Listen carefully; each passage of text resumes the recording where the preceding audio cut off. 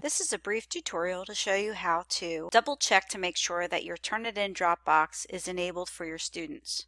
It should look like this as you see on the screen if it has not been set up or it's not been used yet. You want to click on Settings and you will want to make sure that you change the start date to parallel with when it should open up. Now for this assignment and for this example, we have week 4.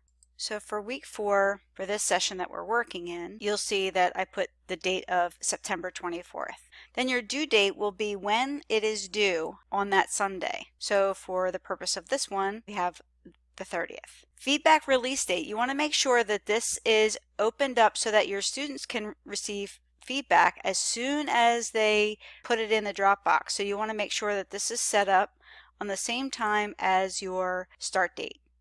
Otherwise, they will not be able to receive feedback. So you want to go into your optional settings and make sure that the standard paper repository shows up. But this is typically a default, but we want to make sure that that's set up appropriately. You want to allow late submissions because there are times when we give student permission to add late submissions. Allow submissions of any file type. And you'll make sure that these 3 items are checked off. And you want to make sure that this identification is illuminated. Generate reports immediately. So you want to make sure that they can resubmit until the due date. After 3 submissions, the report generates after 24 hours. So this is very important that they can resubmit.